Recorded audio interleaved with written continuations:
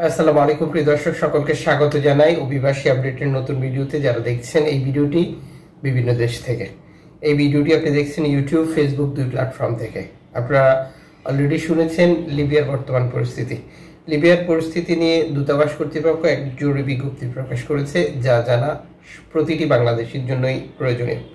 লিবিয়ার রাজধানীতে চলমান অস্থিতিশীল ও নিরাপত্তাজনিত পরিস্থিতির কারণে ত্রিপোলিতে অবস্থানরত সকল বাংলাদেশি নাগরিকের সর্বোচ্চ সতর্কতা অবলম্বন, নিজ নিজ বাসস্থানে অবস্থান, সংঘাতপ্রবণ এলাকা এড়িয়ে চলা, নিরাপত্তার স্বার্থে অপ্রয়োজনীয়ভাবে বাইরে বের না হওয়া পুনরায় আহ্বান জানানো হয়েছে।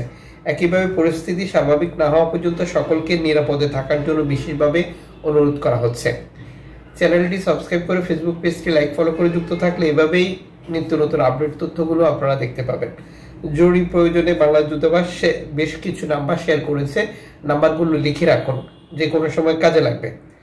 +21891699420 আমি আবারও বলছি, +21891699420 +21891699420 +21891699420 অথবা +21891001396 এছাড়া সংঘাতপূর্ণ এলাকায় আটকে পড়লে উদ্ধারের জন্য Libyan red crescent society number +2189400000375 আবারও বলছি, +2189400000375 অথবা +21894000376 আবারও বলছি, +2189400000376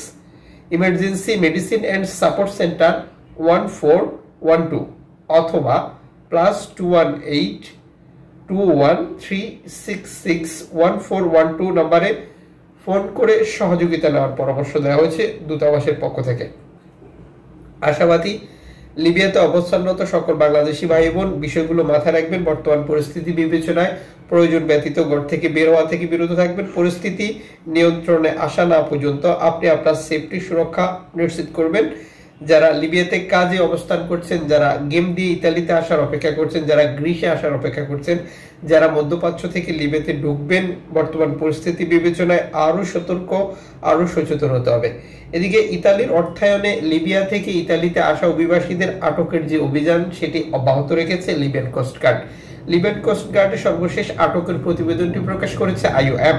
আইওএম এর এই তথ্যে জানিয়েছে তারা 4 তারিখ থেকে 10 তারিখ পর্যন্ত 651 জন অভিবাসীকে ভূমধ্যসাগর ব্যবহার করে ইতালি আসার পথে আটক করে লিবিয়ান কোস্টগার্ড বিভিন্ন যে সকল এলাকা থেকে আটক করেছে সেখানে নিয়ে আটক কেন্দ্রে রেখেছে। এরপরের অবস্থা আমরা সবাই অবগত রয়েছি।